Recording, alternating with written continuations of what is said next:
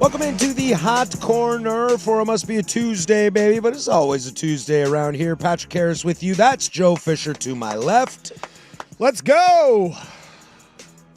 Here we are, friends. I've missed you. It's been a couple weeks, right? We were out last week. Yeah, and I feel like I'm in a state that I was the last time I saw you, where I am completely checked out again. Are we senioritis again, Joe? Yeah, at least you're, are you going to Hawaii again or somewhere cool? I am not. No. Oh, okay. No. Well, I'm not going anywhere, but No, I did have some plans this month, but I had to cancel them. I'm taking Thursday off. Great. I saw Friday's off too, right? because of the USA. the Great USA. American. USA. Yeah, I saw like 3 months ago that 4th of July was on a Friday. Let's go, baby. And I was like, well, there is going to be nothing happening. Especially in your world, yeah, there's nothing on happening. July 3rd. Yes. I was like, I already know. Easy day to be If gone. I show up that day, I know I'm going to be checked out, so I might as well just request that day off anyways. So, yeah, I did that months ago, and so I'm not working Thursday or Friday, so I got a nice little 4-day work week. I already talked to Rashad. Jordan, if you and Rashad want to do a show on Sunday, by all means, baby, go for it. I will not be here. I told him, I You're was leaving like, that up to us? hey, go for it. It's a team effort here, Schultze. Ask the brand man, but I want to make the call on that. I told Dusty and I told Rashad, I was like, I have 4 days off where I don't need to do anything but golf and just hang out with my son, and I don't really want to drag him in here on Sunday morning When on you 4th get of July back, weekend. just dragging ass. Yeah, I don't like the last thing I want to do is wake him up at 7 a.m. to be like, hey, you got to come into the studio with me, bud. When does he get to the age that you'll just leave him at home? Because I feel like my parents left me home at like 7. That time is Classic 90s parenting, you know? Yeah, that is a classic 90s move. Big 10 It was just Lord of the Flies with me and my sisters at the house, you know. Totally. Me and my sister, it was just like, hey, it's summertime. You're going to go to your grandparents on Thursday. The other days, don't burn the house down. Yeah, Dad gets home from work. I'm tied to a stake in the backyard. My sister's blowing the conch shell. Just Dad's like, how you doing, kids? blood face paint. Are you having fun, son? Real savage situation going on. Hey, I've got a game. It's called Pulling Weeds. Hey, how about that? We're going to clear this corner of the yard today. I like to think of Joe Fisher II walking in and seeing his children and being like, yeah, they're fine. Or what we would do is we would write a note the night before he went to work the next day, being like, hey, can you leave us $10, $15 so we can go to McDonald's? Yeah. Or like Plaid Pantry. And then Get some candy and records. And it was always a crapshoot if we woke up and he was gone, but there was 10 or 15 bucks And you walk there. downstairs, you're like, yes. Yeah, yes. we would whammy. look over by the note.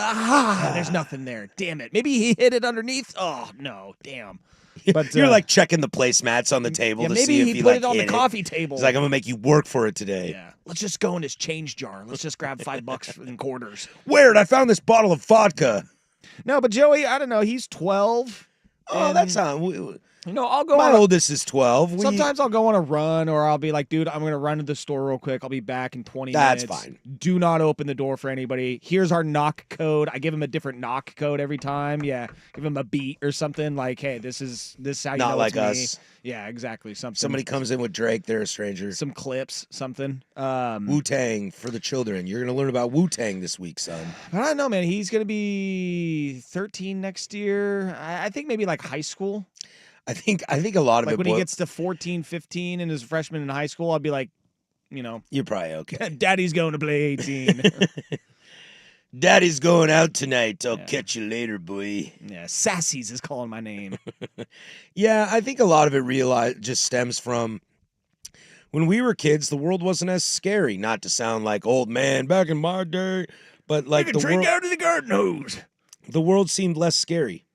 And also just There wasn't people like driving around schools and stealing kids. late 90s, microplastics. Late 90s, early 2000s was the highest that the give an F factor, or excuse me, the lowest that the give an F factor was at. Like, we really did not give an F in the late 90s, early 2000s about anything. We were like, oh, the economy's booming. We're doing great. Let's do this. Nobody's crazy. It was a different time. And I am I am reminded of that most often when I see any clips from WWF back in the early 2000s and late 90s. So I follow the WWE subreddit, and every once in a while they show a clip, and you just look in the crowd and read some signs.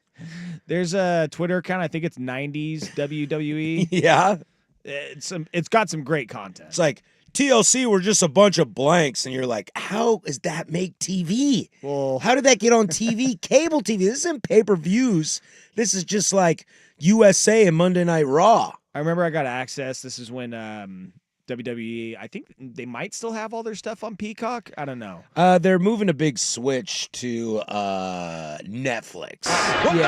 See, and I know that they were doing their live stuff there, but I didn't know if they had like the archive. I think they're slowly transitioning the archives to Netflix. So when I got access to Peacock, like my sister gave me her login, I was like, oh, let's go back and watch some like old 2001 SmackDown. I and did that for a Raw. while, where I was going through, I'd watch the Raw and then the SmackDown and then the Raw and the SmackDown, Raw, SmackDown, pay-per-view. And there were some things that, let's just say I forgot about, Let's just say or maybe some episodes that I missed. Dwayne "The Rock" Johnson, for being the giant global megastar that he is, if he were doing wrestling Do you now, like poontang pie? do you like pie? Just like the things he got away with back then, Oh, everybody got he away. would never be the global superstar he X-Pac is did now. blackface. when they were the Nation. Yeah, they were impersonating That's the such- Nation of Domination, and he acted like Mark Henry and went blackface. With a fat suit on. yes. Triple H was The Rock. He had Yes. the taped eyebrow that was up and the bad wig. Yes. Or just Jerry the King Lawler just being a sexual deviant Predator. all the Not time. a deviant, Predator, a predator. Puppies! It's like, dude. The 90s were loose. It Loose, was a baby. it was a different time. It came across in a lot of aspects, too. I mean, the president was, around, and music was kind of, pretty much out there. Hip-hop and rap music was huge. Remember they Very derogatory towards certain sects of people. they would mail. S-E-C-T-S. Speaking of sex, they would mail Playboys out with just that little thin paper cover over the actual magazine. Yeah, in case your neighbors saw what you were getting or from the your mail. kids, like you walked past them on the way from the mail. But it was one of those yeah. things where it's like you couldn't rat out your neighbor because you got the same one. I just want to drop That's now a nice issue, brother. of Jerry the King Lawler just yelling, puppies! My The, God. The bra and panties match. How did that? yeah. How was that okay? Oh, dude, I'm pretty right, sure, because Vince McMahon was in charge. I'm pretty sure I'm going to look this up real quick, but I'm almost positive one year that they did a this was Trish Stratus and Stacy Keibler in a gravy bowl match, Some hot on hot action. just wrestling in a giant vat of gravy during Thanksgiving. Do you think they looked at each other and were like, really? Hey, Or it was like, you're going down, bitch. dude, Trish Stratus, she is still in the WWE, And Stacy she Keibler, still looks good. dude, Stacy Keibler got inducted into the WWE Okay, Hall of I haven't Fame, seen her of late. and she is looking just as good as she did 20 years ago. Trish dude. Stratus is still wrestling, Yeah, and she still looks good. oh, dude, Stacy Keibler, she's got legs. That was her walkout. I loved her with the music. Dudleys. I liked it when she became the Dudley girl. Yeah, there was and I'm pretty sure they did an eggnog match too. Like gravy for Thanksgiving, eggnog for Christmas. Yeah, That's They disgusting. definitely hyped up the holidays. Hope they had hot towels that were. Ew, that's just Stacy Keibler versus Tori Wilson, the eggnog match. Dude, Tori Wilson. I always thought she was the hottest of all of them. Is she? Oh yeah. Okay, I'm seeing a picture of her. I'm just thinking of JR's voice right now. And we've got the eggnog match coming up later tonight. They took her down. The eggnog's in her eyes. She can't see. Eggnog match. How far we've come, Joe. As men that grew up in that and as society. I mean, I kind of want to go back and watch this eggnog match now. Yeah, I might put it on later tonight. Well, I'm too late. I already got it up on my laptop here. Oh, yep. There we Well, go. the good Is thing that it's cinnamon they got on good there? thing it's your laptop and not the corporate computers. Oh, we got a VPN on this. We're all good. Oakley dokley. Well, we got a baseball show for you. Oh, she's tonight. spanking her. Well, of course, that's how they always ended. Oh my God. And then it was like, it's the most painful thing I've ever seen. This is great. We got a baseball show for you tonight. We got people hurt. We got people found guilty. We got people that can't do their jobs anymore. And that's where we'll start. When we come back, we don't love to talk about people that do stupid things, but I'm curious how this might affect the organization going forward. We'll dive into the Tampa Bay Rays and what looks like for them, also one of the hottest teams in baseball. We'll do all that next. This is Portland Sports Leader, The Hot Corner. Portland's sports leader, Today the Fan. $5,000. That's the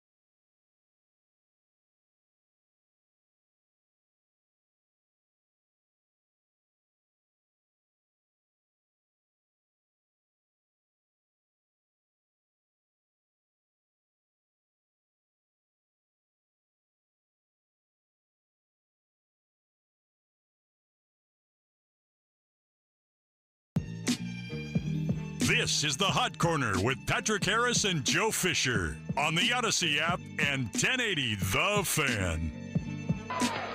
Ball 4. Ball 8. Low, and Vaughn has walked the bases loaded on 12 straight pitches. Boy, how can these guys lay off pitches that close? 7:15 here, Portland Sports Leader. Don't you forget it. We are live from the shadows of the historic Fremont Bridge. The fan text line, 503-864-6326. That bad boy will let you interact with us throughout the entire show. I've always tried to, in the 10 years we've done this stupid little show, I've always tried to say that people that do really stupid stuff off the field aren't things we really love to talk about. However, the Wander Franco situation, I think, is fascinating from different angles other than the fact that he's a piece. He was found guilty in a court of law, although he's going to get off and not serve jail time unless he interacts with minors again. Pretty weak sauce, if you ask me, but I'm sure some cashola was slipped across the bar at the old trial. But what I'm very fascinated about is how this affects the Tampa Bay Rays going forward. Now, the Rays dealt out the largest contract they've ever dealt in their club history to Wander Franco. I have to imagine they get out of this, right? Well, yeah. If he doesn't have a work visa, if he can't get into the country, that has to tell me that negates a lot of that contract. Well, I would also like to believe two things: that the Rays, who are known for not liking or wanting to spend a lot of money and a lot of payroll, are going to do anything possible to not have to pay any of this. And two, I don't know if there is a provision in his and many MLB contracts that if you are charged and found guilty of a heinous crime of some sort, that we ain't gonna pay you. And you have to think too that as the players union will fight for people, you can't fight this one, right? I wouldn't love to Will see it, Clark. but I definitely would love to see someone try and make their listen. Like He's Will one Clark's of us. Like, hey, look, it's a ball player. What's an it's the MLB brethren. player? MLB player, always an MLB It's player. a brethren. We stick to each other. What happens off the field stays off the field. I have to imagine they get out of that contract. The players union would look so bad, especially with potential in 2 years of, work stoppage and fighting for other things. If the players union were to go to the owners and try to say, this guy should play, I can't imagine that going well. Even if they were to win, let's say they do go for it and win, there's no way that makes them look good. Just fighting for our workers' rights, labor laws, am I right? We got your Unions! back, brother. We got your back. Yeah, no. I'm gonna read just this quick little blurb from Jeff Passan in his ESPN article. It's pronounced Passan. Is it really? No, I was gonna say, have I been I was trying to make him fancy. I was gonna say, have I been gaslit for It's these like- last 10 no, years? I was trying to make him fancy. Everybody's been saying it I'm wrong. gonna say, my Passan. God. Passan. And I quote, Franco, who was on MLB's restricted list for failure to report to the team, is likely to have difficulty receiving a work visa in the U.S. because of the conviction. That's it. You're off the team because you failed to report to camp. Yeah. No reasons why. We don't know, but he didn't show up. Should he not No call, no secure show. the visa, he would remain on the restricted list. As long as Franco is on the restricted list, the Rays would not be required to pay the salaries from his 11-year, $182 million contract. And this sentence cracks me up. MLB's investigation of Franco remains open. I think we know where it went. I think we're done here. But also, I don't know if you guys are familiar with how this current administration feels about immigration, and especially Brown people? and especially criminals. Yeah, ones that that are actually commit Criminal crimes. brown people. Yeah, Trafficking. don't think he's going to be getting that visa anytime soon. I love the idea. In the state of Oregon, as a longtime restaurant guy, I know Oregon labor laws fairly well, and it's an at-will state. So you can fire somebody at any time you any want. reason. Yeah. Now, whether or not you get unemployment and things like that, that's a different thing. You got to have grounds. But if you don't show up to work, and you don't report why you're not coming to work, that is what we call a no-call, no-show. And you are normally terminated on the spot. And you don't get unemployment. If you get fired for sexual harassment, racial discrimination, that is a cause. Therefore, you do not get unemployment because you have Of violated rules. Said things. Yeah. Yeah. I If you want to fire Toby, I got to have cause. It's because I hate him. if the Rays had to pay any cent of this, I would be absolutely furious. And that's where I want to kind of pivot to is that I'm curious, do the Rays get gun shy? Because right now, Junior Caminero, their new up-and-coming hot shot, is this kind of like... You're not into weird stuff, are you? We'd really love to give you this, but the only time we've ever done this, it blew up in our faces terribly. I shouldn't laugh because, again, what he's accused of is It's absolutely terrible. disgusting. And Junior Caminero has not been accused of But yeah. anything like that. But yeah, the one time that the Caminero's Rays, like, "Are you kidding me? Yeah. I don't get the Wander Franco contract. The one I'm 21, time I could use the some money." Rays actually break out the checkbook for someone, this happens, and Yeah. they're like, "All right, we're never doing Yeah, that. we're never again." doing that again. Told You should have stuck to the plan. Should have stuck to the plan. Not to throw the Rays under the bus, but looking at all the pictures, because they were like social media posts with this purported underage girl, which now we know is, and Wander Franco. Like, if the Rays did half an ounce of due diligence in this, they would have figured something out before the contract was signed. So, like, this is on the Rays. Come on. Like, I'm not saying you know how bad the guy is, but like, a couple of our players are just posting pics with underage girls. Yeah, let's give them $100-some million. Like, come on. Do your damn due diligence. I'm going to put this in top 10 of Schultze hot takes I disagree with.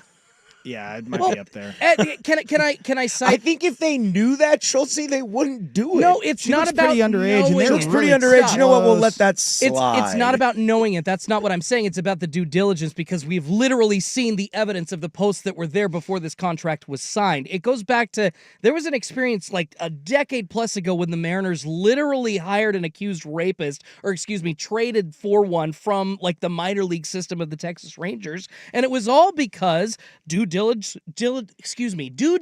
wasn't done by Jack Zarenzik, the general manager at the time. So frustrating that teams don't spend enough time on this, and then now you see, oh, well, on the back end, we're apologizing, and now we're understanding the ramifications of this. Like, I hear what you're saying, but Wander Franco not allowed to play in Major League Baseball and his contract being null and void is a Rays problem, is a wild take. I'm saying that they... That is a wild statement. I'm responding to it and saying that this is the one time that they've given cash out, right? I guess it's like, well, make sure you're giving it to the right person.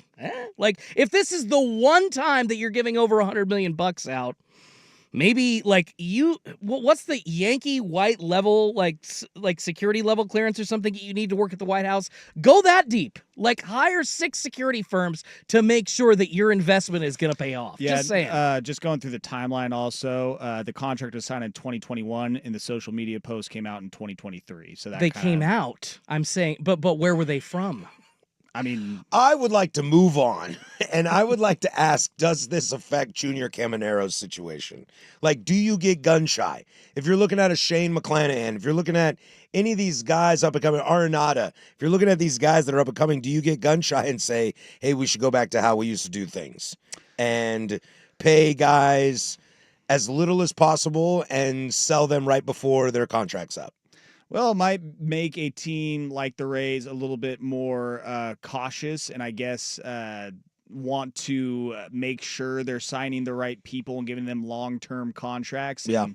And, I don't think this is a situation where any team predicts like something this is going to happen 2 years after signing someone to a deal like this. Like, usually they know a player, they get to know them, they spend years in their minor league system, they spend years with their scouts and other players and years in the major leagues, and there's kind of that trust built. I mean, paging Oregon State Beavers and Luke Heimlich, Yeah.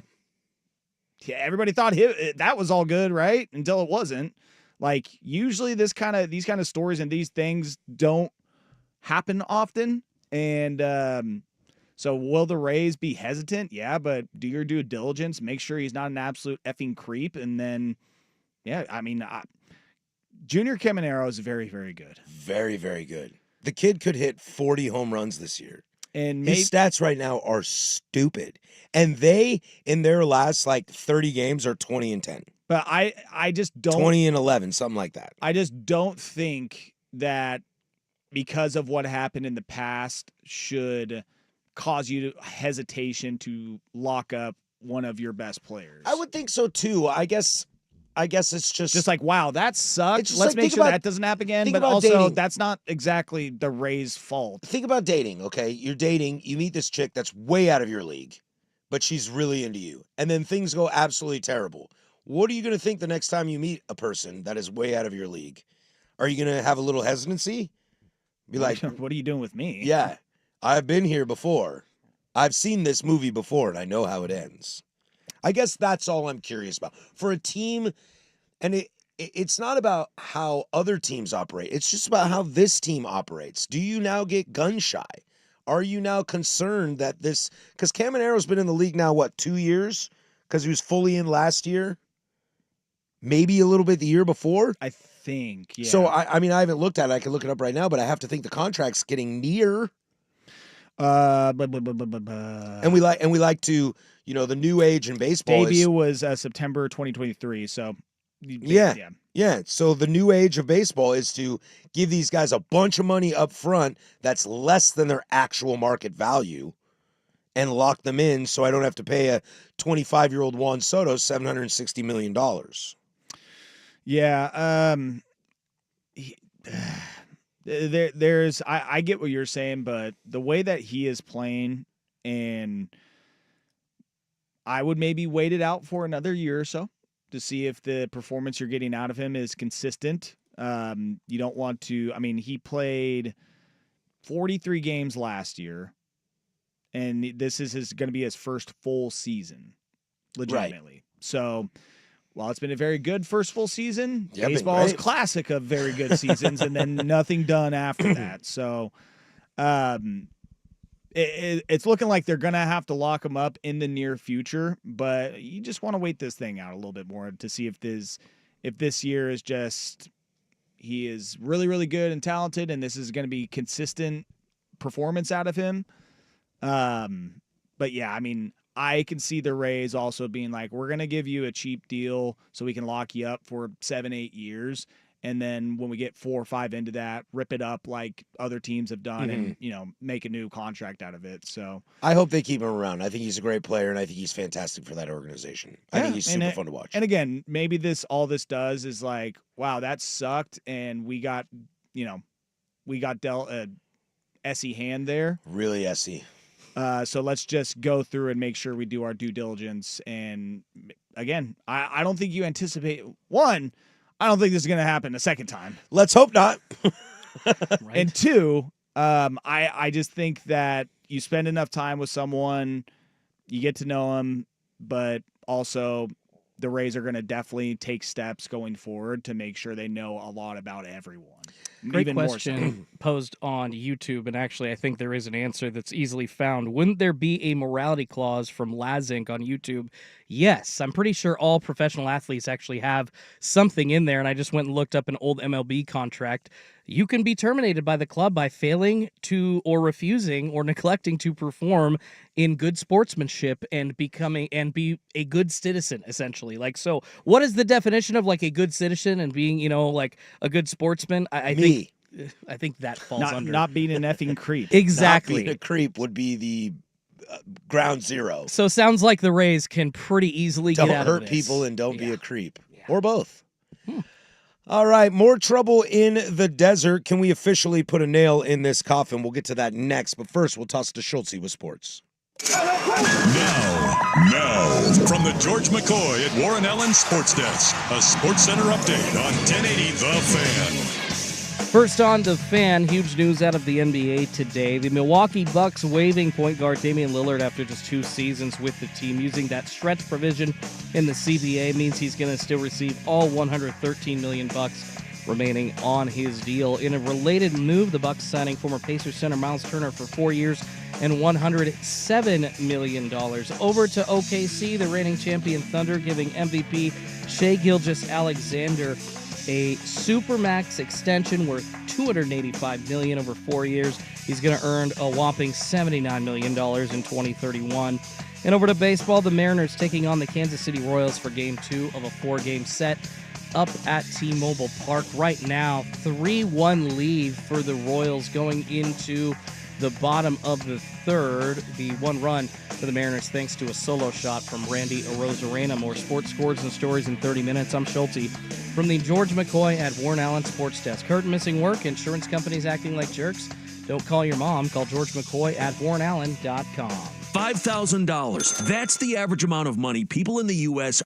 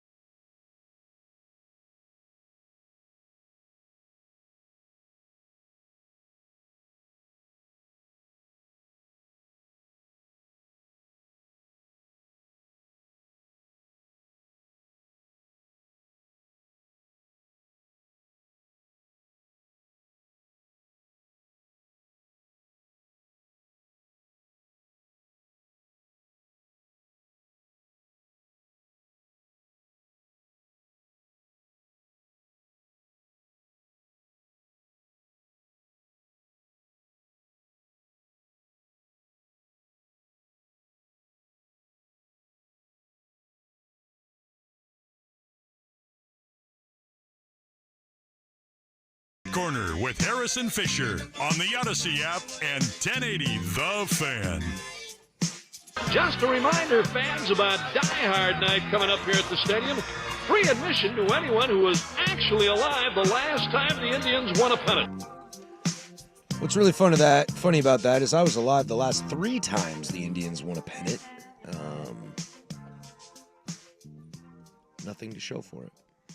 At least you guys have won a pennant while you've been alive. That's true.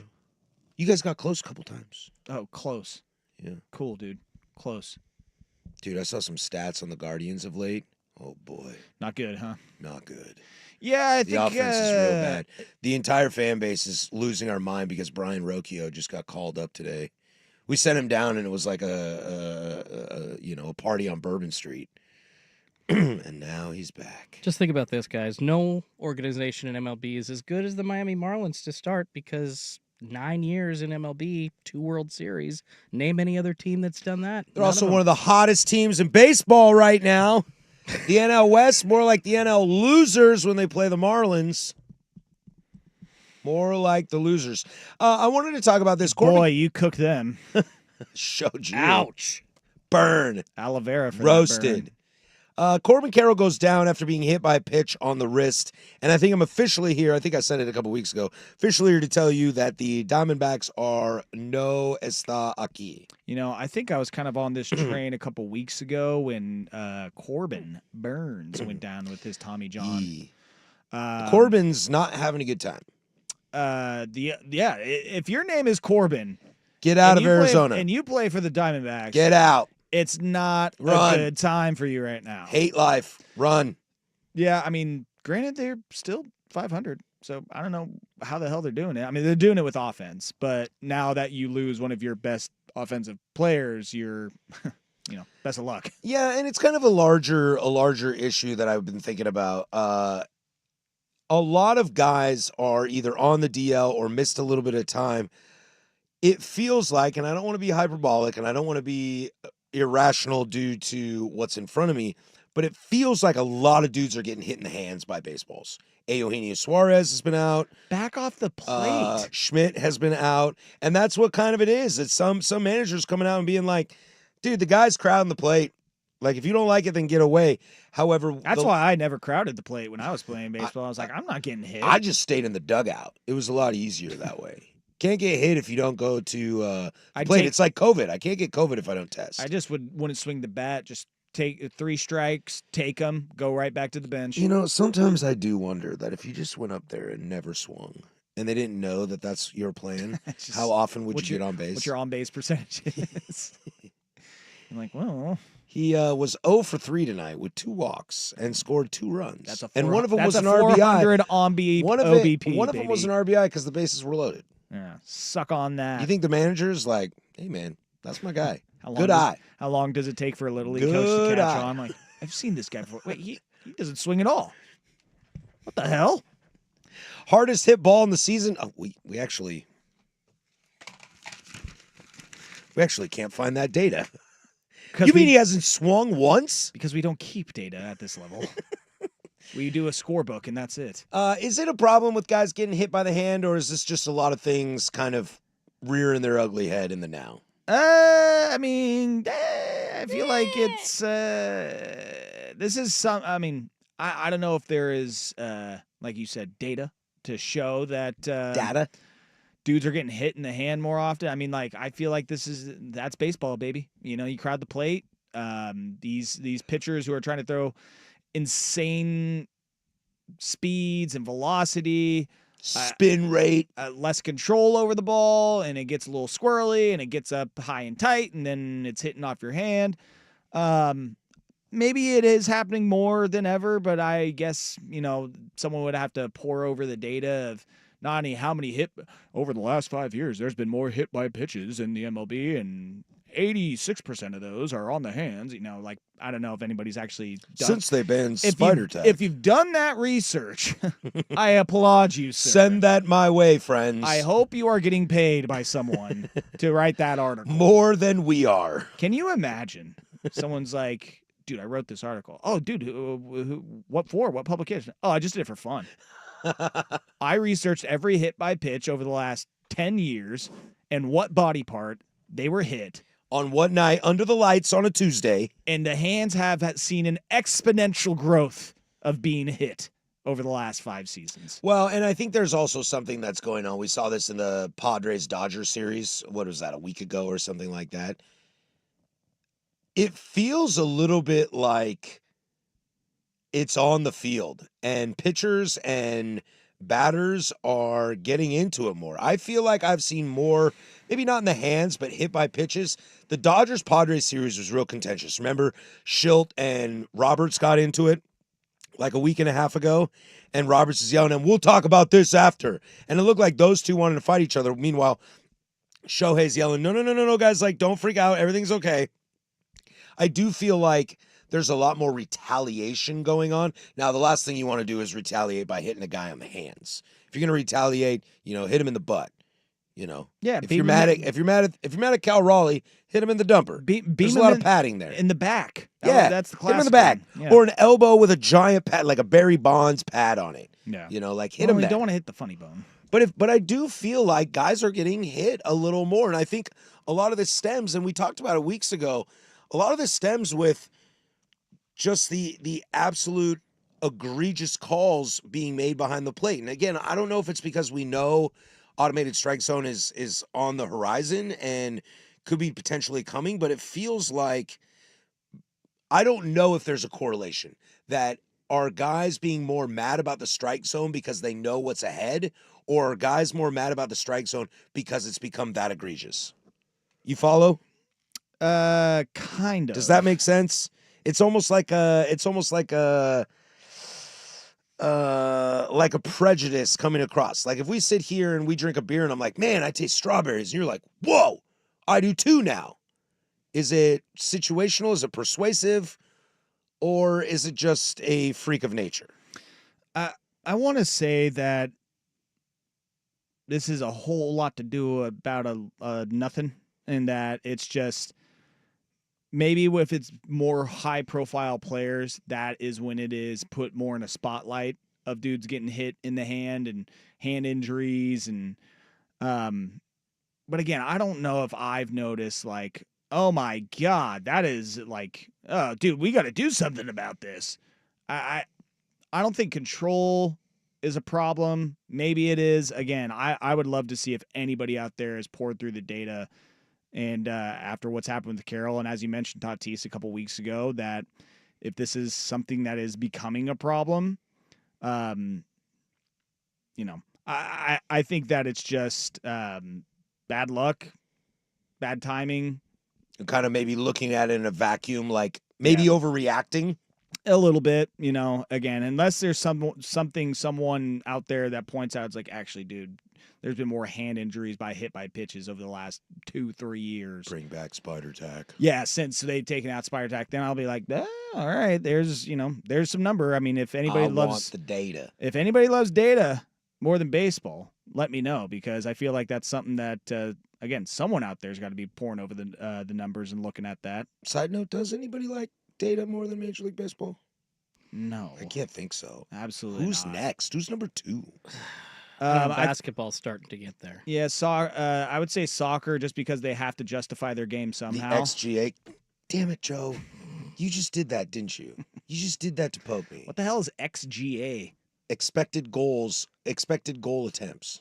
How do you calculate that? Shots on goal and passes and shots Trajectory in the box of the ball. Damn it, Joe.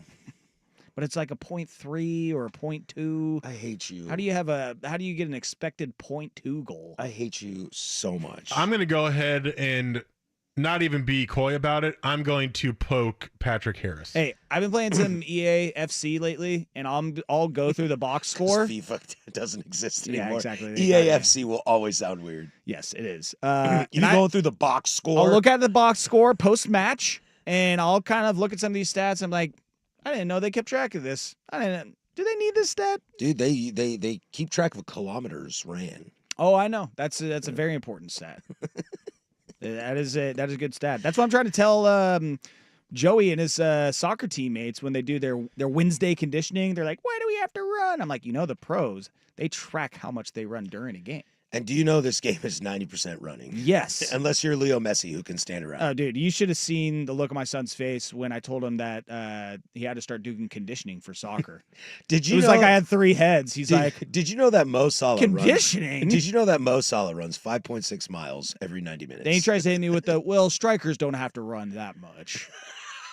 I'm like, that is the most like striker statement. Yeah. Diva statement I've ever heard. Well, strikers don't have to run that I'm like, much. okay, you keep telling yourself that, bud. We got one guy who can't do the job anymore, and no, it's not Wander Franco anymore. How does this look, and is this the end of one of our absolute most favorite managers we've ever seen in our life? That's next on the Hot Corner, Portland Sports Leader, 1080 The Fan. Time is ticking away. Don't let another minute pass. Plan your retirement now with Trajan Wealth for the future you deserve. Call Trajan today at TrajanWealth.com. Advisory services offered through Trajan Wealth LLC, an SEC registered investment advisor. The mountain isn't just for skiing or snowboarding.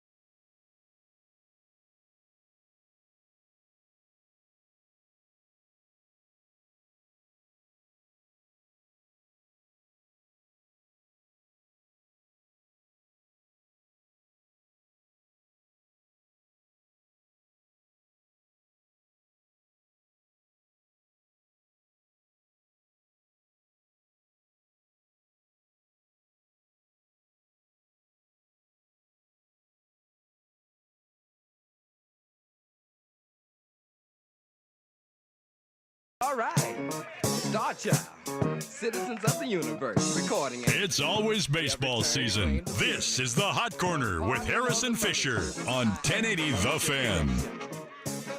Opening day, and here's the first pitch, and the season's over.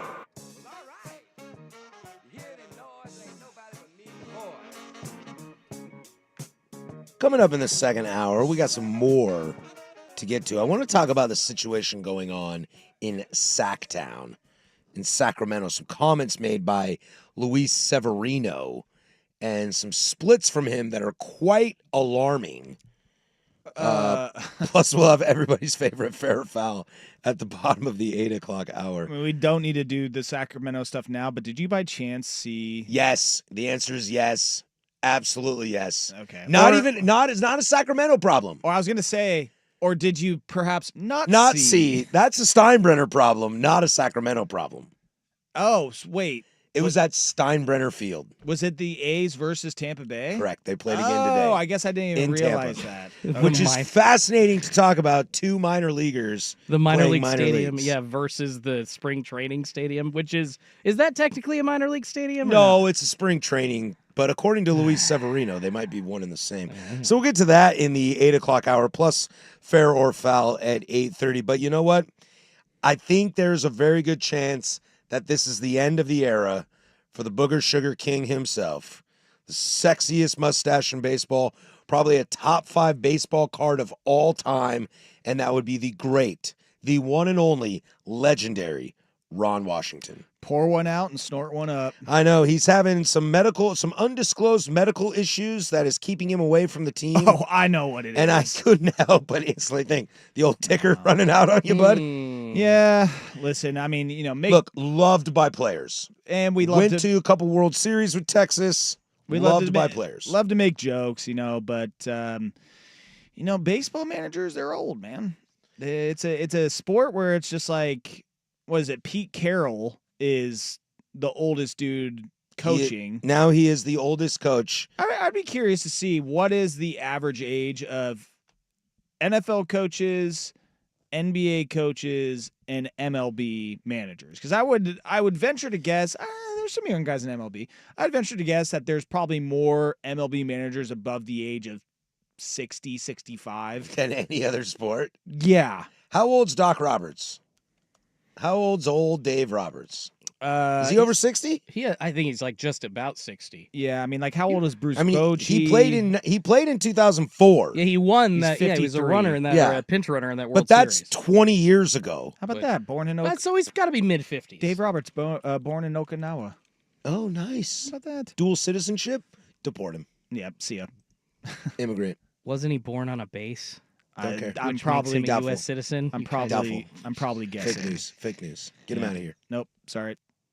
And then what? Tito's what, like 68? Tito's old. Tito's over 60. Bochy's over 60.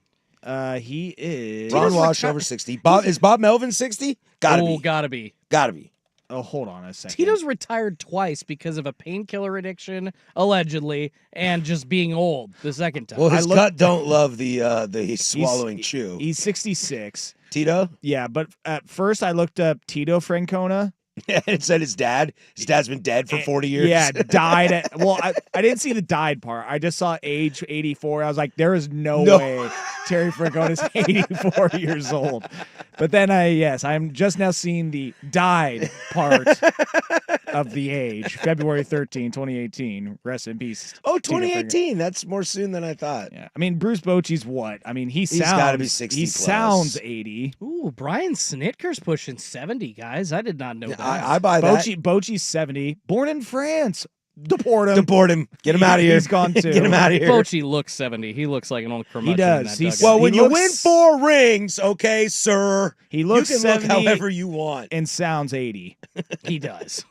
My boy, I wish my boy Jim Leland was still managing. Okay, so my point is that Ron Washington, A, old, B, probably should have never been hired in the first place. I know, but I always feel like once Ron Washington got hired, I'd watch an Angels, like I'd be watching Quick Pitch or something at the end of the night, and the Angels win, and I'm like, it's Angels Club, a little feisty under Ron Washington. And then Wash goes out, and I'm like, they're playing one for the Gipper. They're trying to win some games for Ron Washington. It's like, nope, they're still really bad. There's part of me that when he got hired, I was like, dude, Ron Washington, Angels manager? all right. I mean, it's not going to work, but But I all like right, it. let's If I'm an go. Angels fan, can I get a Ron Wash bobblehead night? I'm definitely down for that. I mean, Ron it's Wash going to fail bobblehead night with a mirror and a blade. Now, I don't want him to go out like this, though. No. I want him to, like you said, go out feisty. I want him to go out with an I want Angels him to be team the that's third base. scrapping. I want to be the third base coach for the Dodgers Because he's done, like they said that he's not going to come back the whole season. Yeah, he's done. He's done for the year, Bro, which is probably his career. Well, you know what? Actually, he did win a World Series in Atlanta. When was his last game that he was on the bench this season? Was it like a couple A days week ago, 2 weeks ago. I really want to know. Like June. We would have talked about 15th, this. 16th. We would have talked about this 2 weeks ago when we did a show. Let me see. If I love can Ron find Wash it. too much. I mean, the baseball card of him is gold mine in itself. Maybe he's just got the trots. And just needs a couple the days forever off. trots. Yeah. Sorry, guys, I really got to bad sit out case this of the game. I got the trots. Come to find out, I always have the trots, so I can no longer manage. He initially crazy stepped away from IBS. his managerial duties on June 20th.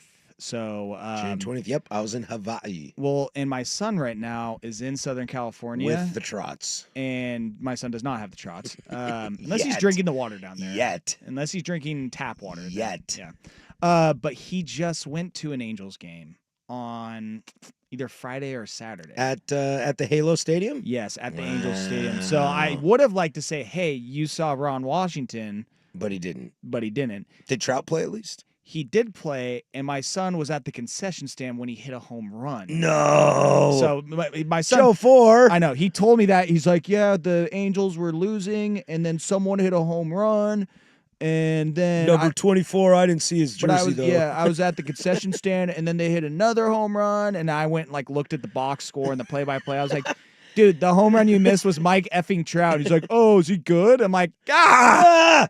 Children, you and your video games and your rap music. Just stay down there. Just ruining it for the rest of Don't us. come back home. But yeah, it would have been nice to say dude, Ron Washington, you caught him in one of his last games as a manager. A couple years ago, I saw the Braves in Seattle. Dude's a legend. I was in Seattle randomly and had a night to kill, and I went to a Braves game and sat out in right field. Mm-hmm. Got to see Acuna play. Mm-hmm. And Ron Wash was the third base coach. Oh yeah, he was there. He was there when for they the won World their Series. in Yeah, 21. Yeah, 21. I believe so. 22, Yeah. 21, 22. Yes. One of those years I picked them. Sure. I picked the Braves to win the World Series about 5 years 21. in a row. And I think they won one of them. So I Yes. was right. Told you so. Brian Snedeker, 69 years old, as Schulte mentioned. But then that you guys got he's- Rocco Baldelli and Craig Counsell and Stephen Vogt. And Booney's not that old. I think Oliver Marmol Cora. still isn't even 40 yet. Yeah, Marmol's they're young. gonna fire him in St. Louis. I can't remember the guy's name in Florida, but he's got to be young. McCullough, Clayton McCullough. Pat Murphy is 66. But I he mean, spent he looks old. Yeah, he spent a lot of time in Arizona State. That's a as red ass as a right manager right there. What's Mike Schilt? I mean, he's He got to probably be gotta be 60 older. plus. He is 56. Oh, He definitely he looks spry 56. He looks like he's 60. A sad 56. Let me He- backtrack on that. He has moments where he looks like he's pushing 70. Yes, he does. Those Not- glasses. It's got to. And be he always talks like, got to be the glasses. you know, we're just out here. It is the trying to- glasses, yeah. We're just out here trying to look at the numbers and the matchups and just got to give it our all. And then an umpire does something and he just goes full meltdown. Yeah, goes ape ass out there. Mike Schilt. Yes. Hey, Actually Schilt watched him happens, get you kicked know? out live one year. Happens. We were watching. It was on July 4th, like 5 or 6 years ago, right before the pandemic. Watched him as a Cardinals manager get tossed. It was pretty cool up at T-Mobile Park. All right, second hour coming up for you. I want to talk about the situation going on in West Sacramento and things Do you we have have seen to? and things you didn't see. Do we really have to? Joe, you know what? You Actually, can- it was one of the you funnier- can choose what we want to talk about next. If you Honestly, like. this was one of the funnier moments of the week in baseball, I think, personally. Yeah. I If wouldn't there's mind something talking- else that's got your fancy, Joe, then do it. Hey, is there a better ace in the hole than making fun of the A's? It's a tale as old as time. It never fails. It's the content that just keeps on giving. That is true. Something we will always be thankful for. All right, we come back. West Sacramento's on the top of the brain. Don't go anywhere. That's Joe Fisher. I'm Patrick Harris. Schultze on the ones and twos, 1080 The Fan.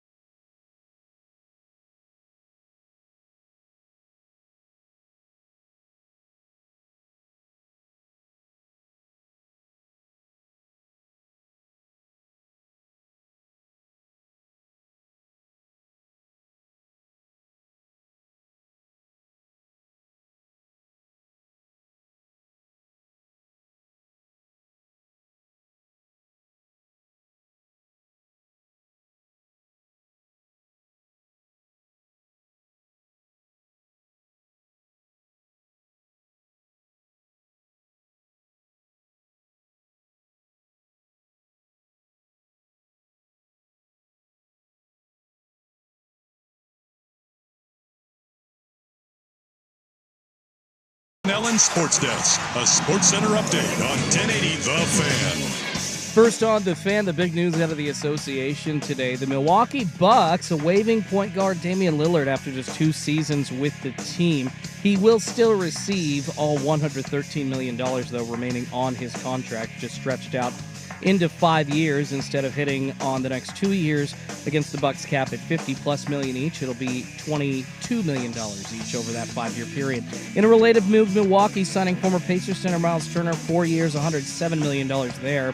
And moving on to baseball, the Mariners taking on the Kansas City Royals. Game 2 of a 4-game set up at T-Mobile Park right now. Hasn't been going so well for Seattle, and it looks like going into the bottom of the 5th, it is worse than our last check. 5-1, Kansas City leads over the Mariners. Salvador Perez has a double and 2 RBIs. Michael Garcia contributing an RBI as well. Randy Arozarena, the solo shot for the Mariners as the sole run for them. More sports scores and stories in 30 minutes. I'm Schultze from the George McCoy at Warren Allen Sports Desk. Hurt, missing work, insurance companies acting like jerks. Don't call your mom.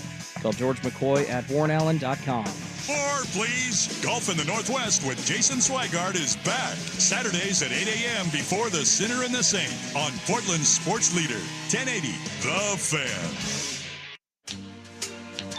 Now you kiss and Chase Utley, and that's it. Why are you pushing Chase Utley on me? It's starting to get weird. This is the Hot Corner. Okay, look, I have a plan, all right?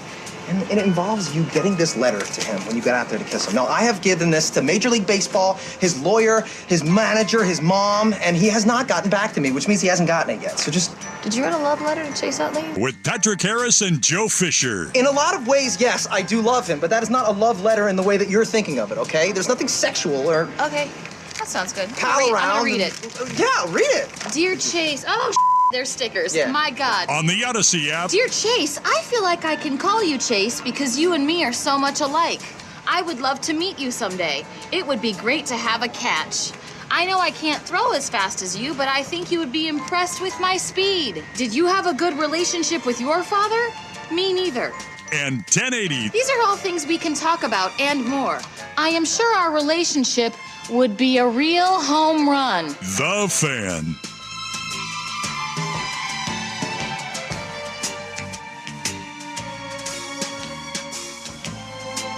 Welcome to the second hour of the Hot Corner. You're missing the first hour. You can download that at the Fan Podcast at 1080thefan.com, the Odyssey app, and wherever you get your podcasts, including places that rhyme with Yamamoto-fi. Yoshi throwing a little bit of a gem tonight. That one actually worked that time. It did, yeah. Yamamoto-fi. I did Danny and Dusty today, and I had one that was just absolutely atrocious. Oh, was it coming back from, like, coming into the second Coming hour? in, and I was doing my thing, you know. Danny was like, what the hell I know, was he's looking at me that? like, oh, God, get this guy out of here. Get him out of here. Although, get pulled mid-segment. If you're going to throw up, I'd rather you throw up. If you're going to throw up, and as long as it's not on me, do it, like, all over the desk. Like, all over your computer, all over the microphone. That would be amazing. I wonder if that's ever happened. You have to do that for the rest of the show, and it just reeks of your own vomit. I'm sure it's happened in sports radio before, someone getting pulled mid-segment because they, like, might have said something. Like, you're so lucky I don't have this up. He may not ever put this headset on again. No, it's not funny anymore, Joe. I literally replaced a radio host mid-show. They fired him. With his mom in the studio, actually. Is his name Kino Dosta by chance? It rhymes with that. That is correct. But Yeah, yours surprised. truly took over. I don't think that's ever happened in local radio. Well, again, where we remove somebody. Besides something like problematic. Take over, Monty. Someone's like, I'm in the bag. Someone's like, yeah, dude, we'll give you a shot. And we'll give you, we'll let you do this show. And then they get like 2 segments in. They're like, oh, absolutely not. Oh, I see the, oh, he's waving me over. Yeah, we're going to have to take a commercial break. Absolutely not. I think that'd be hilarious. That would actually be perfect. So it's just so bad that not even an hour in, they're just like, But you do run into the concept that it's so bad that you become viral, and boom goes the dynamite. That's true. He's actually doing well. Like that's pretty legendary. It is for all the wrong reasons, though. But it's still legendary. I hope he's a great meteorologist. I hope he is just not dead somewhere. No, he's on news. He does well. No, he's actually got a news gig. He's Sports news? either sports or meteorology. There's no Dead way. serious. I was gonna say the story from that guy that I know is that he was either the news guy or the meteorologist, and they're like, "Hey, dude, our sports guy ain't coming in tonight. Can you just run through the sports highlights for us?" I don't even think he'd ever been on camera before, honestly. Oh, I doubt that. Oh my god. I think he just did not know anything about sports and was not used to the fast pace of sports highlights. And he's trying to read the teleprompter and watch the highlight at the same time, and he just absolutely crumbled. Oh, my poor sister. When I was in high school, I hosted a closed-circuit television morning announcements TV show. We need to find the film. For We this. had video do. productions. Immediately. I've got some at home. It's pretty great. And a lot more hair. And one time I was out. I was probably like suspended or something. I got in trouble a lot. And my sister did the show once. Oh. And my family always wants me to recreate the look on her face when the camera came on. I can never do it because I can't keep a straight face. But it's just this like, just fear, the look of God entering your body or exiting your body, whichever way you want to look at it. What's your sister's name? Jacqueline. I'm Jacqueline Harris. Oh no, never even filling got in there. for Patrick. Never even got there, dude. Just and the light goes there. It's just like jaw open. I really wish I could do it, but I can't keep a straight face. I might have that on video somewhere. You know, because we had that video productions program, I have a lot of stuff on VHS because you could just record it. I was like, that's funny. Put it on a videotape. I've been hearing commercials for some sort of I company. wonder if Little Hudson's Bay still has those in the archive somewhere. I've heard these commercials on the Fan about how you can send in your physical copies of media. Yeah. And they'll digitize it. You for need you. to do Or that you soon. could get a red, white, and yellow cable that has an adapter into your computer and do it yourself for free. Well, somebody needs to do it soon because those VHSs are starting to fade. Like or literally, HDMI probably. they will literally start to disintegrate, and you won't Yeah, be able the to tape see those. deteriorates. Yeah, you won't see those memories anymore. So go find those tapes. I want to see Patrick Harris with hair. I want to see a young Joe Fisher reading news somewhere. Let's do it. I do have that clip somewhere. I want to see Joe Fisher and Joey Mack at the desk together. Oh my! That never happened. In fact, That I've would met be Joey gold. Mack multiple times, and I have to remind him every single time. I'm like, yeah, we had a class together. He's like, oh, yeah.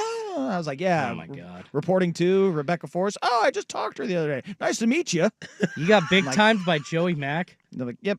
He was doing some bigger, better things back then. Whenever I type your name into YouTube, I just get a bunch of NPH. Yeah, baby. So I think finding anything that is Patrick Harris related. That's the best part. That's the best part about my name. Like, you got to do some serious diving. Serious digging. Serious digging to find me. Serious sifting through some NPH. Although it's also the joke made about me that I hate the most. Patrick Harris? Oh, Neil Like Patrick Neil Harris? Patrick Harris? Great role by him in Harold and Kumar, by the way. The number 2 worst joke I hate is, you do radio? Oh, you sure got a face for it. Classic. Good Shut one. your bleeping face, bleeping. Great one. Haven't heard that one a million That's how times. I feel about it, yeah. I am going to find something on here. I know I will. I think on YouTube, the only thing you'll find of me is some bad Hunt for the Host stuff. Oh, yeah. You talking about Washington State Cougars basketball or something like that? Really? God, I hope not. I think so. There was a great one that I don't think was put on YouTube where I talked about corners being the new wide receiver divas. Well, That was a good one. I mean, 10 years ago? it's not that. 10 years ago? Pretty good take. It's not bad. Not a Pretty bad good take. I wish I could find the one of one guy talked about Hope Solo. They like spun the wheel of death. Swag spun the wheel of death, and he got Hope Solo and spent the entire time talking about Han Solo. Talking about Arby's roast beef sandwiches. No, he talked about Joe.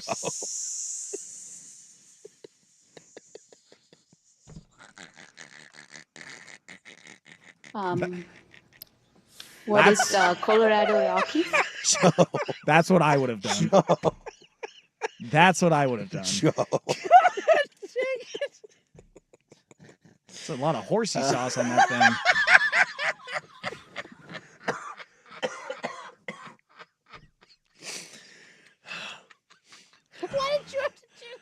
And he hasn't had hit in ever. In ever, Jerry. And a cascade of boos rained down from the stands. I mean, that was an ephus ball right there. 49 miles per hour, just hanging out over the plate for me. It's like Casa Diablo is a vegan strip club, but roast beef is always on the menu. Yes. And I can't get it out of my eyes now. I can't. If I close my eyes, that's what I see. This Oh my isn't God. that great of a story anymore, but the guy spun the wheel of death and got Hope Solo, and he didn't know who Hope Solo was, so he spent the next 10 minutes talking about Han Solo, and it was really hilarious, but he was eliminated because he did not understand the question of the test. Good. It's like, hey, you made a great take about Han That Solo. was hilarious. Actually, we were all dying laughing. I never thought about that when it comes to Han Solo, but we were talking about the women's national team goalie there. So 5 for 595 at Arby's. you were awarded no points, and may God have mercy on your soul. We got to get out of here. Yeah, I got some pictures to look up. That's Joe Fisher. I'm Patrick Harris. This is 1080 The Fan. If the police have officers who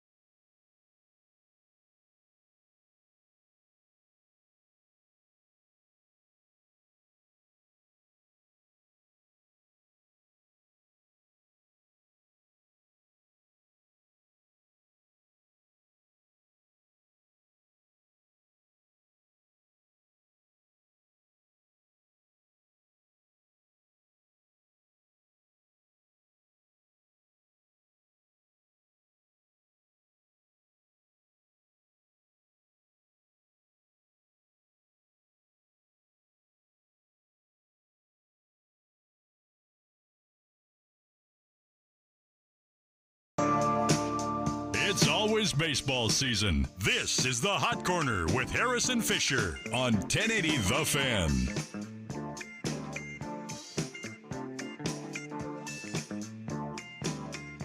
That's all. We got one damn hit.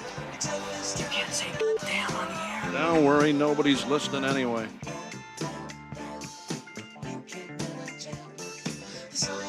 Coming up in about 10 minutes, we have everybody's favorite fair or foul, as we do every single Tuesday at the bottom of the hour. But if we have no further distractions... Who's distracting the show? If we have no further sandwich talk... Honestly, I'm trying to order some food now because the girlfriend says, "Hey, let me order you something so it's here when you get home." I'm not gonna lie, an original roast beef with some horsey and Arby's sounds baller. No, to that cheese sauce. all of that. Oh, I don't like the cheese sauce. You don't? No, I just like the old Horseradish, like in a cup like that. Oh, like, yeah, baby. I don't get how or when or Oh, yeah, how baby. the horsey sauce became socially acceptable. Because at all. horseradish I don't know how Arby's became socially acceptable. Because at all. horseradish is an acceptable side condiment for prime rib. Yes. Yes, yes, well, it is. I understand. Whether you it- agree or not, yes, yeah, it I was is. gonna say I understand it is. I personally will just eat the prime rib and Sure. have it like I don't like prime rib. It's too fatty. A normal human being. That's still that's a far off derivative of prime rib and horseradish, Arby's sandwiches in a processed cup of horseradish. Yep. Well, it's roast beef there, brother. What is prime rib? I don't know if that's You roast beef that you they're mix the giving you. horsey and the Arby's sauce, and life is grand. I don't know if that's roast beef that they're giving you. Maybe roast beast, Well, I like don't the Grinch movie. I don't care. I'm in. Just serving you rats. Roast beast. Arby's is the most polarizing fast food joint. I think it's the worst. No, I think Burger King's worse. No, I'll smash some Burger King. Gross. Smash. Burger King breakfast, highly underrated. Croissant sandwiches, yeah. Yeah, Very 2 good. for $5, baby. Yeah, I'll crush some of those. I'll crush a original chicken sandwich, even though it's a god-awful sandwich. I get a hankering for that sometimes. You know, Jack in the Box is really falling off. A rodeo Oh, they're cheeseburger. A rodeo cheeseburger. Onion rings with I'll some go to- barbecue I'll go to Carl's sauce. Jr. That was on the dollar menu back in the day. I'll go to Western Bacon. A Whopper Jr. I can't do nothing about it if they get mad or not.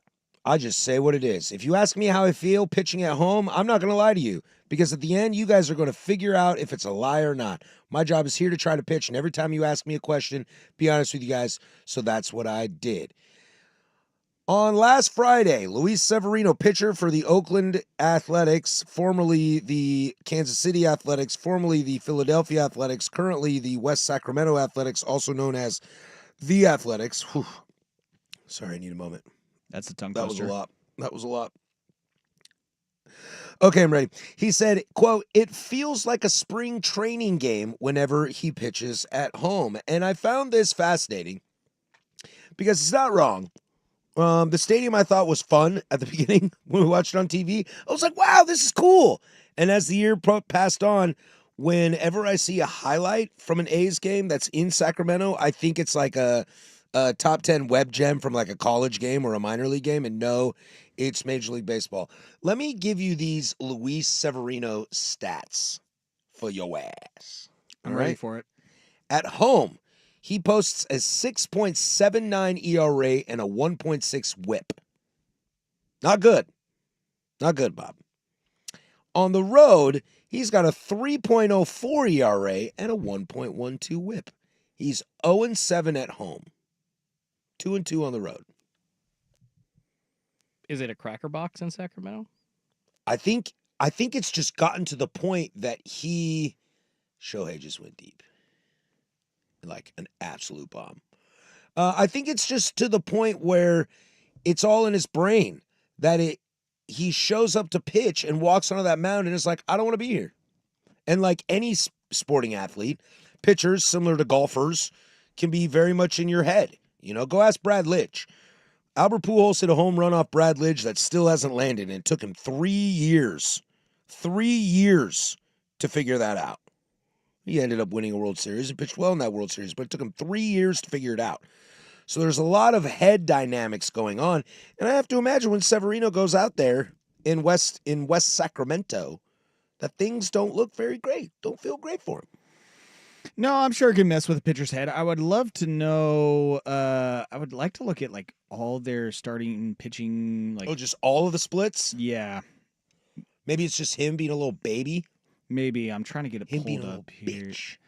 pitching. Maybe you should splits. just shut up and throw the baseball. You know, these Quit talking facilities here, politics. they're just not as good. Like, I got to walk all the way to the outfield. Soft and sensitive. Well, that's pretty ridiculous. No, it is. It is. So when Mark Kotze Like got Kotze kicked out, gets tossed and he's got to walk all the way to left field. he's got to go full or right field, sorry. full Philip Wellman, which was that crazy minor league manager that would like dance around the plate and took his jersey off and covered the plate with I it. think Like, I would. It's ridiculous. I think I would walk as slow as possible. You have to. Like, and If Jim Leland was there, he'd rip out a heater. middle finger the whole time, double He might bird it. sit down on the foul line in like left and right field, in between first and the right fielder, and just sit down and light up a heater. Sits down on the ball boys, like little cherries got to fetch ground balls or outs. Well, I mean, Fouls. I don't have each individual player's home and away splits, but You got some Mason Miller stats?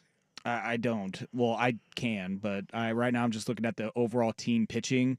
They're better away than at home. 5.67 ERA at home, 5.08 away. So I mean, they suck. Wouldn't regardless of where they're at.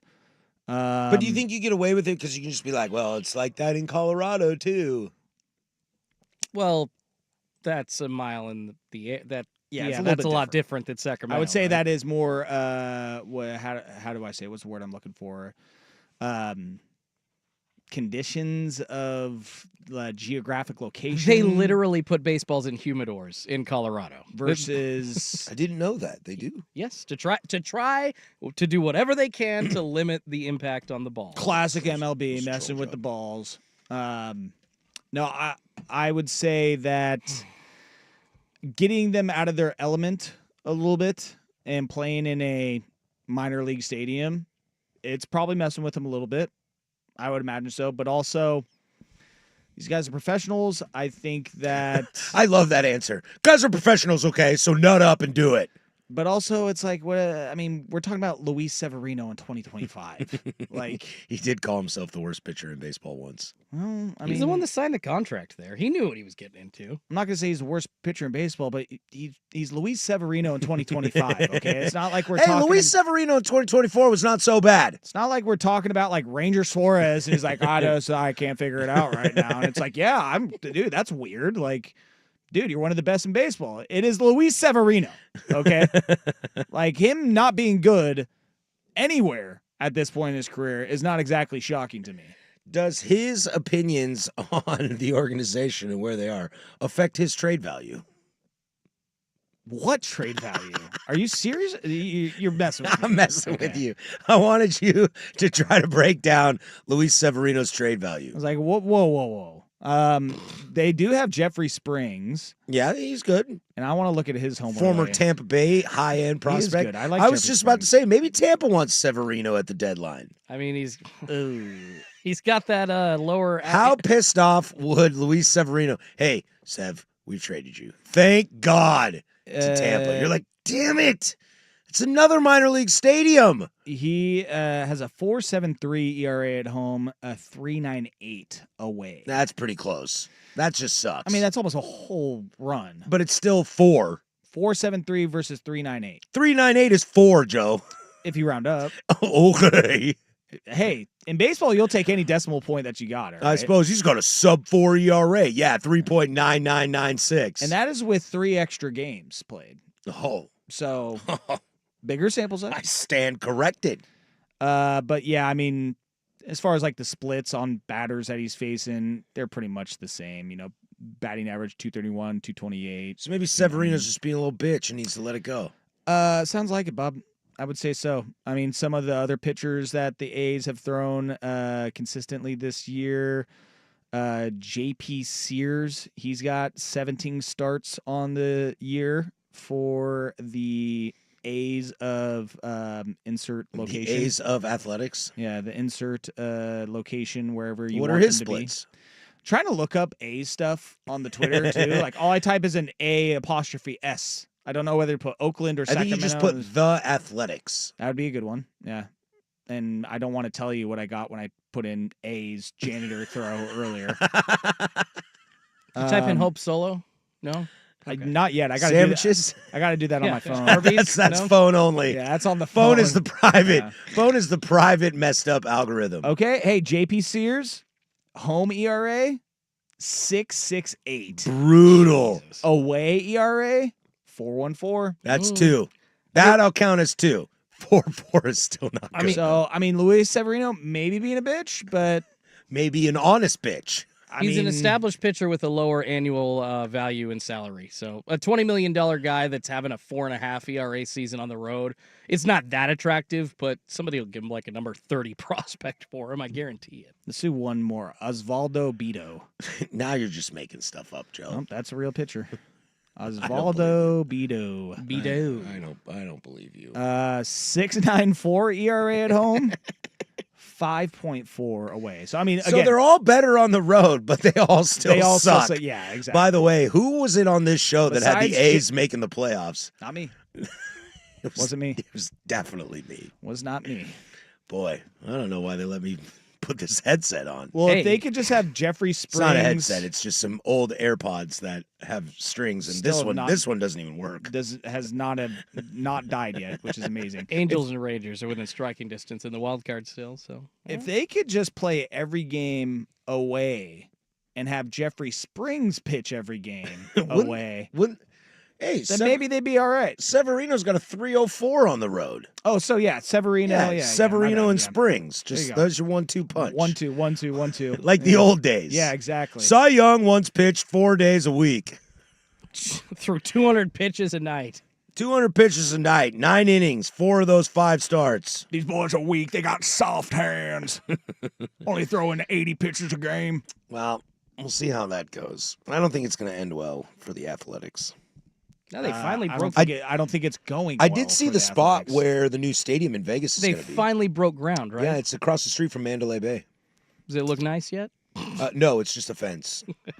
I saw. Yeah, I saw. When that I was there, they it was had just a their. fence. I saw that they had their groundbreaking ceremony. But it's not far from the famous shovels in the ground. It's as not they far say. from the famous "Welcome to Las Vegas" sign. And I was talking to the cab driver, and he goes, "Yeah, this is where the new A's stadium is going to be." And I was like, "Whoa, he's going to be like this intersection is going to be a nightmare, and I will never be here." Oh, by the way, where the A's are building their stadium, that's where that shooting was. Jeez, that concert shooting. I was like, "Oh, dope, dude." Oh, because he was in a Mandalay Is that Bay a window, part of wasn't the? he? Is that a part of the tourism stops now? And right here, right where you're standing, never is going to where Vegas. a bunch of people were brutally murdered by a shooter. And I'm never going to Vegas. My dad almost went to that concert. They were in Vegas, and him and my stepmom were like, "Should we go?" Thank God they didn't. All right, that's You say enough of you're that. not- you say you're never going to Vegas again? No, I'm done. Really? It was okay. I had a great time. It's me and my best friend. Of course, we had a great time. Did you venture onto the Strip at all? Yeah. Okay. It's the walking that I think a lot of people tell me. They're like, Nope, I don't didn't wanna have do a problem with that. Okay. No, it's just hot and gross and capitalistic. Bad and batch of blow, huh? No batch of blow. Actually, that you're- was the problem. That's not why you wrong. need to go back to That was the problem. Even on Fremont Street, it's expensive now. You got to get a yardstick. Does it mean everything or the blow? Oh, I mean both, all of it. All right, we come back. It's everybody's favorite fair or foul. But first, we'll toss it to Schultz with sports. Now, from the George McCoy at Warren Allen Sports Desk, a Sports Center update on 1080 The Fan. First on The Fan, a day full of NBA news. The big story, one Damian Lillard out in Milwaukee. The Bucks moving on from the point guard after just 2 seasons. And, of course, the Achilles injury he suffered during the playoffs for the Bucks. Although they now move on from him and get basically a roster spot, and that is all. His $113 million, all guaranteed, will be received. That will essentially now, instead of being given to him over 2 years, be stretched over 5 years, giving Milwaukee a little bit of cap room. In a related move, Milwaukee signing former Pacers center Miles Turner, 4 years, $107 million there. And in OKC, the reigning champion Thunder giving Shai Gilgeous-Alexander, the Supermax, $285 million. That one also over 4 years. In baseball, the Mariners taking on the Royals. Bottom 6 right now. They're actually within striking distance at this point. It was 5-1, now 5-3. Luke Raley getting on pace with a double, and thankfully J.P. Crawford and Ben Williamson contributing some RBIs to get it a bit closer. They've got runners on first and second. See if they can tie it up before the bottom of the inning ends. More sports scores and stories in 30 minutes. I'm Schulte from the George McCoy at Warren Allen Sports Desk. Heard missing work? Insurance companies acting like jerks? Don't call your mom. Call George McCoy at warrenallen.com. The Fan is live on YouTube and Twitch. And now...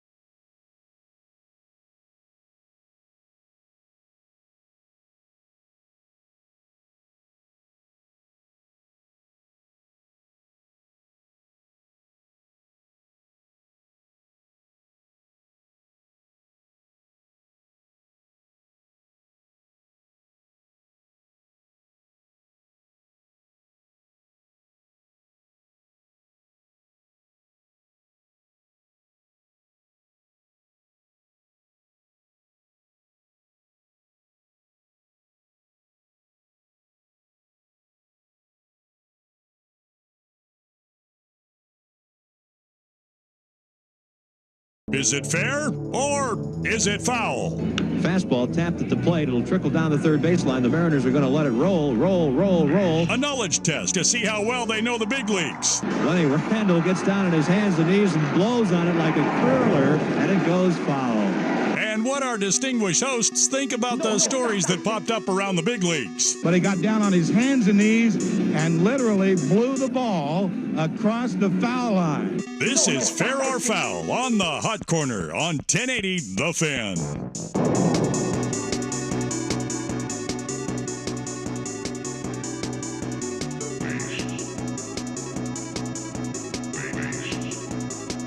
All right, this is everybody's favorite. This is Fair or Foul. We do it every single Tuesday at the bottom of the 8 o'clock hour. Without further ado, we'll toss it over to our fantastic producer, Jordan Chossois. Appreciate you guys. Happy Bobby Bonilla Day. Happy Bobby! You sounded like Guy Ledouche there for a second. Yeah, Chossois. Yeah. Guy Ledouche. Hello, Skipper. Who's Guy Ledouche? From MXC. Remember Most Extreme Elimination Challenge? Dude, MXC is the greatest. One of television's most. Throwback. I would have never gotten through high school without MXC. Dude. The late nights when there was nothing going on, you were at a buddy's house, you could turn that on, crack open a Steel Reserve, and you were good to go. MXC. Reserve. Shout out Colby Hepner, wherever you are, you beautiful, beautiful human being. Might have to throw on some MXC tonight. Probably streaming somewhere. I think I'm going to as well. I think I'm going to get home and load up a big fat bowl of Cheerios and watch some MXC. I think it's on Tubi. Oh, Tubi. Tubi's free. Which is free. Well, we're going to. I love that you went full Papa T. It's free. It's free. In fact, it's more free than it cost us no money. No money. I love cows. Some of the best 90s programming, 2000s It's so good. I think I'm going to watch. Joe, you want to simulcast it? We can FaceTime each other. We're going on Twitch live tonight watching some MXC. Some MXC, bro. Me and Fish. Join us, chat. Yeah, go watch all that old stuff. Seriously, I love all those free channels like Tubi and Pluto. Go watch They do have a lot of the stuff that's like the perfect, not important Nothing that's like really culturally significant, Yeah. but things that you remember being important to you at a specific time. It's the perfect like millennial like time capsule. Like, I for love TV. Hanna-Barbera cartoons. The old Hell stuff. Like, when I first started loading bowls of Cheerios, like, I loved old cartoons. Scooby-Doo, Flintstones, Jetsons, etc. Absolutely. Oh man, yeah, Legend of the Hidden Temple, Power Rangers, all that good stuff. And you can do the Netflix thing, by the way, with the simulcast. You can like watch a movie with a friend. So maybe you guys line up, do that, watch some old episodes. But can we go live, of Chad? Seinfeld or something? Can we go live? I'll get a headset. I'll get like a Britney Spears thing and we'll do it. All right, guys. I want to be there if that's happening. Let's start with something related to Bobby Bonilla Day. Of course, we've all been talking about deferred money a ton in Major League Baseball specifically since Shohei Ohtani signed his big deal with the Los Angeles Dodgers. I swear to God, if you mention Chris Davis's name. No, I mean, he's on the list. Ken Griffey Jr. Yes, actually. Max Scherzer. It is one Ken Griffey Jr. that we are going to talk about. There is just a couple of fascinating facts within all the guys like Manny Ramirez making a ton of money. I think Brett Saberhagen made $250,000 a season until like last year, and he was 60. That's awesome. I know, right? Just cashing this check for This 30 guy's years. dead. Yeah. Then cross him off.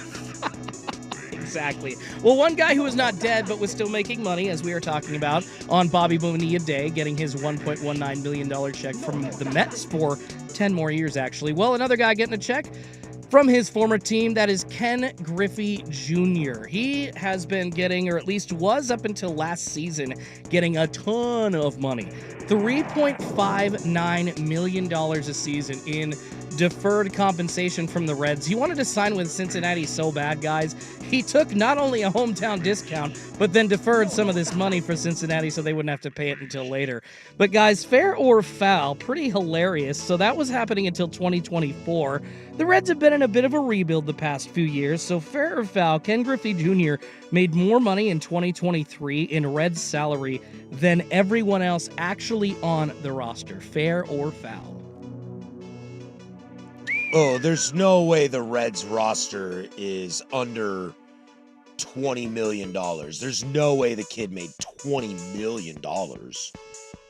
Wait. No, I'm Say saying this again. $3.59 million. Oh, so his he yearly made more than anybody else on that year's Got roster it. in 3.5. 2023. Wow. But that's what I'm saying. It's like, who knows? Like, they've had rebuilding years there, but they've had a couple of guys. Elliott hasn't gotten his contract. I am gonna in 2023 is the year. 2023. I'm gonna say foul because I choose Joey Votto. Okay.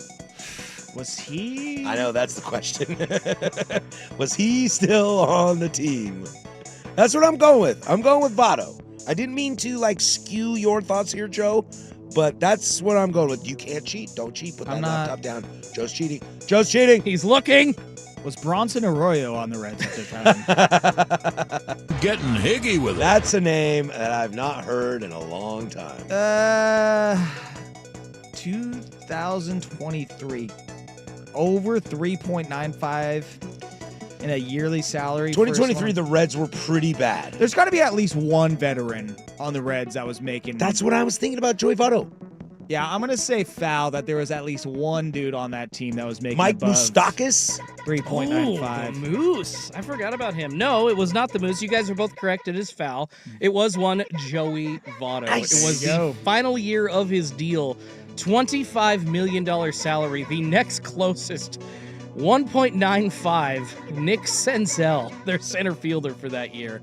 And yeah, everybody else basically, outside of a couple of relievers, we're all getting the major league minimum. So pretty funny to see a rebuilding team like that still paying a guy 20 plus years later more than they're paying everybody on their roster. Yeah, I sat in basically happened. I sat in on Danny and Dusty today, and Danny and I were talking about Bobby Bonilla Day, and we were kind of talking about how, there's a lot of people with deferred money. Like Chris Davis has some deferred money. Ken Griffey Jr. has deferred money. Max Scherzer, he has some serious deferred money. Oh, yeah. It's like 20 plus million that he's going to get paid till like 2035. Devers. But it's kind of like the whole Bonilla situation without, annoying everybody and getting into it for the 1,000th time today in sports radio.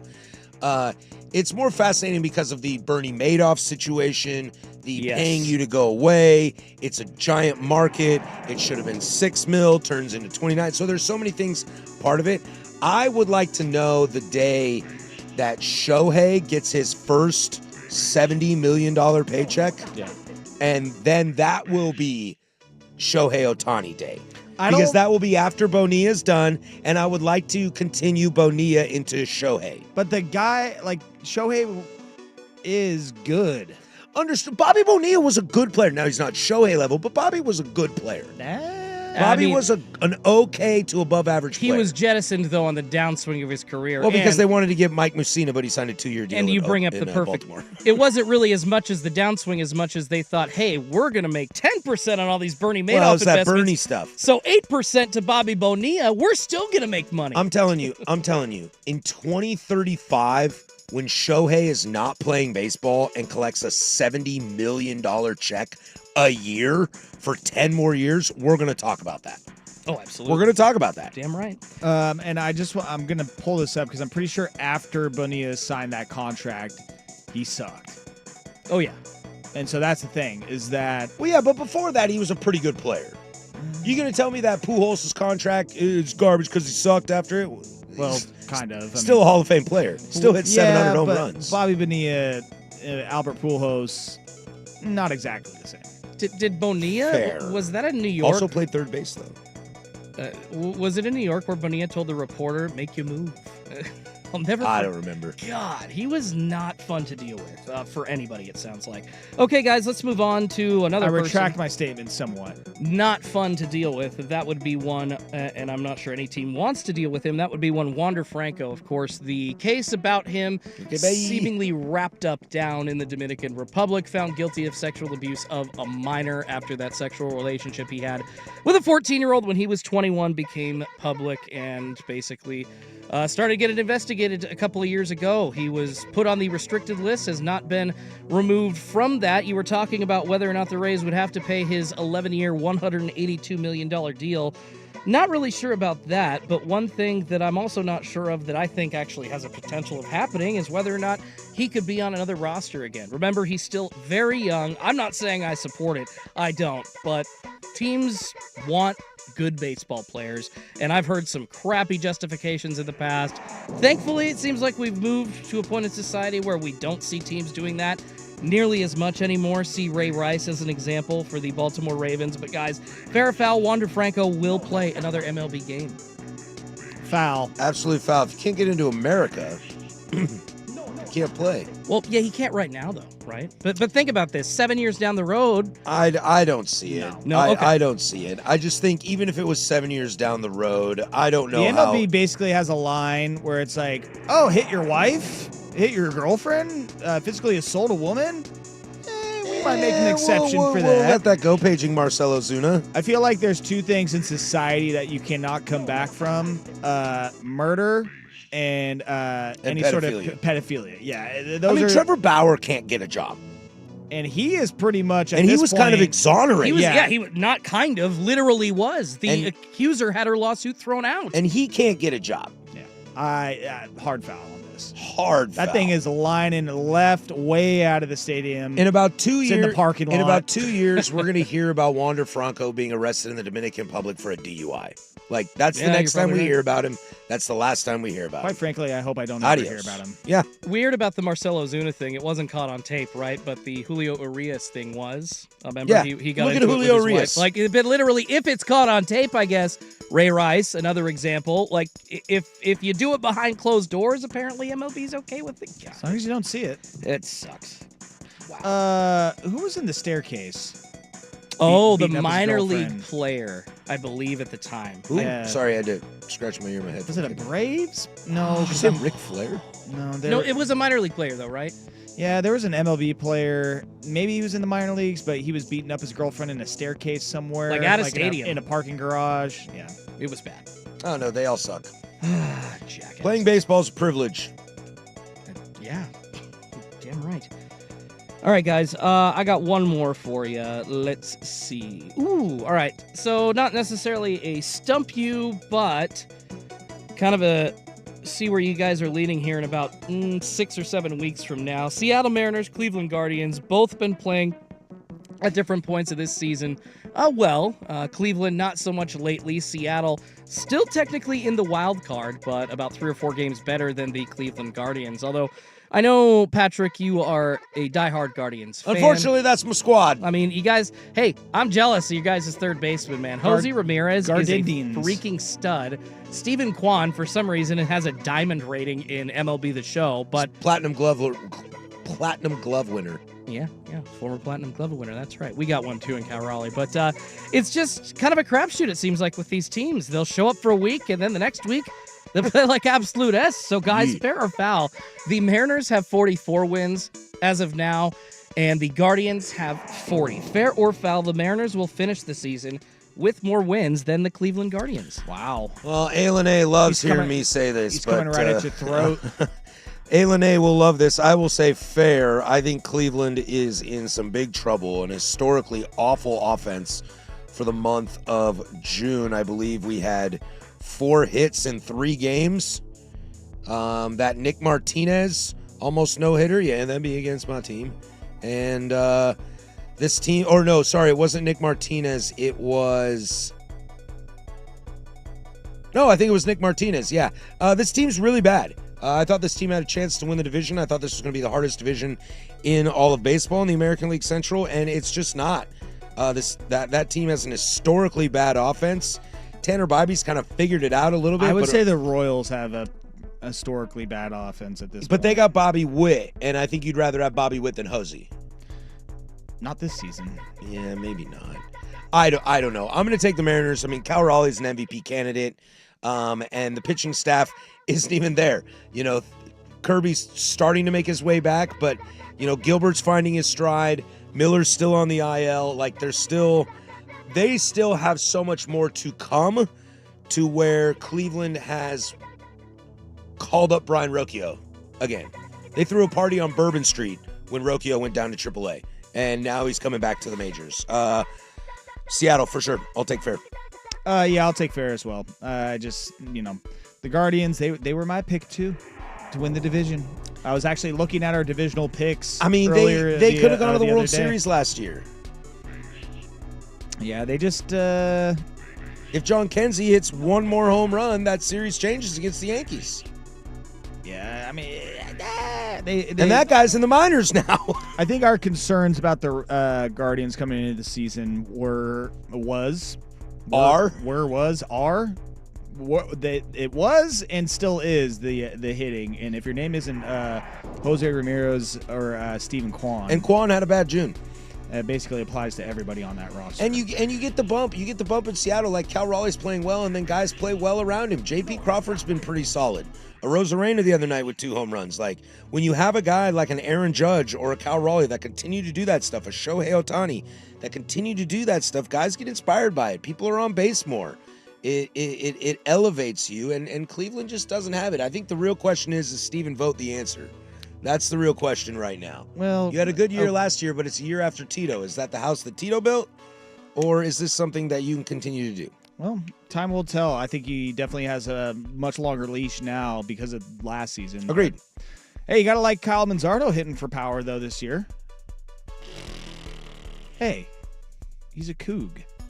And a pickle. Yeah. And a solid mustache. Yeah. When at the beginning of the season, I was like, that guy's a Coug. Right now, I'm like, that guy's a pickle. Oh, wow. Don't even want to claim him anymore? Wow. Well, it's just people aren't good. You know, it's like it's hard to attach yourself when guys aren't very good. Manzardo will be fine. You know, it's like if Cam Ward struggles in the NFL and be like, those Miami quarterbacks, you should never trust him. And if he balls out, then it's like, go Cougs. Get him a pickleback and some Cougar Gold. He'll be fine. And some whiskey. Just call up Travis Pizzana. You'll be fine. I would like that a lot. In due time. All right, that is Fair or Foul. We do it every single Tuesday at the bottom of the hour. When we come back, we'll wrap this bad boy up. It's the Hot Corner, 1080 The Fan. So, where are you guys playing golf at? We're playing over at Claremont Golf Club. You told him? Why? It's a great course. Exactly. It's the best 9-hole course in Portland. Beautifully maintained, walkable layout, and it never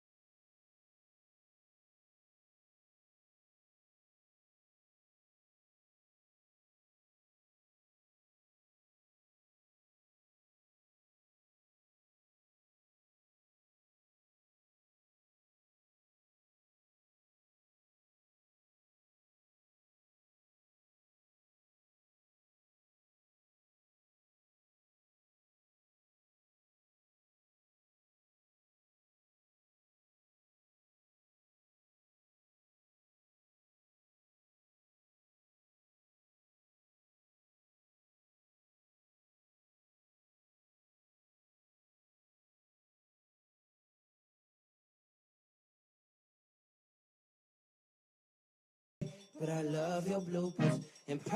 This is the Hot Corner with Harrison Fisher on the Odyssey app and 1080 The Fan. Vaughn into the windup in his first offering. Just a bit outside. He tried the corner and missed. Oh my God, that's my baby. Caroline, you divine. We'll be back next week on Tuesday, as we always are, 7 to 9. There's some stuff I eventually want to get into. I have some stuff written down, but I can't remember it. I'll be on Danny and Dusty again tomorrow, filling in for Boss Man, because I guess he's in, like, important meetings and stuff. Stuff. He had his kid in today. How unprofessional. Unprofessional. Unprofessional bull-ass. I have never seen anyone, let alone somebody I've worked with, bring their child into this place. Forget that I brought my son in a week and a half ago. That was different. That was Joe was on a different wavelength. Different circumstances. Okay. I remember, how old is Joe? 12, 13? He is 12. He's 12. Medium Joe. The first time I met Joe, he was like 5. You brought him in once. You were producing this show. I used to bring him in a lot. You used to bring him a lot, yeah, when you were producing, yeah. Actually, fun fact, today is my 10-year anniversary with 1080 The Fan. Congratulations, Joe. 1 whole decade at this place. That's awesome, man. Yep. And what do we have to show for it? Nothing. Not a whole lot. No. But Joey, yeah, I was bringing him around the station a long time. I know. I feel like there was a time where I didn't see number 4, Medium, for like 2 years, just because of things. Like you didn't have to bring him in, and I hadn't seen him. I think Mike was still on the show. And then you brought him in, and it was like, oh, God. I only know that's Medium because he looks exactly like you. Dude, you would be... Well, you saw him last year. Oh, yeah. I mean, somewhere like in between maybe 4 or 5 years. Yeah. COVID, probably. I probably didn't see him all through that COVID year. Well, dude, I will say that if you even saw him today, like just 1 year in between of seeing him, the dude has sprouted. He's got acne. His voice has dropped. Like the amount of growing he did in a year. He talks to me more now than he ever did. What? Yeah, sometimes we're like, hey, dude, what's up? He's like, hey, man. To our previous, he was like, hello. Hey, what's up? Hey. Yeah, he's getting to that point where he thinks he's a lot cooler than he actually is. Great, I love it. Good luck, Joe. Yeah, Godspeed. Dude, I got a 12-year-old at home. She does the exact same thing. Sassafras. Yep. Yeah. Yeah, I'm looking forward to it. I'd like to give a big shout out to George Springer today for completely wrecking my fantasy team. You probably deserve that. I had Max Fried on the bump looking for a quality start. He ruined that. Then Luke Weaver came in a 4-4 game, and he ruined that. Yeah, gave up a grand slam. Yeah. So I hate you, you cheating loser, and I hope you never make the Hall of Fame because you were part of a cheating organization. You have... Look no further, though. Toronto, quietly, one of the hottest teams in baseball. Yeah. I hate it. I was looking at Fried versus Gosman, and it was 2-0 Yankees, and I was like, well, Fried's a better pitcher. I've been waiting. And Gosman had the quality start. I've been waiting for the fall off of the Rays, the Blue Jays. They're and I don't know if it applies now because of what they did today. Going into today, they were the only team above 500 with a negative run differential. That can't be good, Joe. They were the only team above 500 with a negative run differential. But again, that is now changed because of their win against the Yankees today. So they can say they have a positive run differential for one more day. What if this is the start of the Yankee fall off? I would trade my fantasy so. season if the Yankees just started sucking. I really hope so. Wouldn't that be fun? Then they really could fire Aaron Boone. And let me retract my statement. They won't. They just won't. Well, they've let Cashman go on bad seasons there for years, too. Let me retract my statement. The Los Angeles Angels of Anaheim, which that name still doesn't make sense to this day, they are 500. And they are a negative 45 in run differential. Negative 45, so they're not even coming out of it soon. No. What are the They Blue need a Jays couple at big right series. What are the Blue Jays at right now? +4. Yeah, see, that's what it's more like. +4 because George Springer had 7 RBIs today. Now, a couple teams that are close to that, Padres +13. Okay, but still plus. Mariners +17. Oh, better than the Padres, huh? Those are the three like close team, and Giants are plus 30. They have not been playing well. Look, for a National League team that probably doesn't pay a ton of attention to the American League, if you told the Padres that the Mariners have a better run differential than them, I have a feeling they would not be very happy about that. No. How much are they paying Xander Bogaerts there? Yeah, I mean, they got 5 guys making over $200 million on that team. yeah, they cannot get runners in. They have left a lot of dudes on base this year. Godspeed. I love those crazy stats. All right, that'll do it for us. Like I said, I'll be on Danny and Dusty tomorrow from noon to 3 if you want to check that out. Otherwise, we will catch you all next week. For Joe Fisher, Schultze on the ones and twos, I'm Patrick Harris.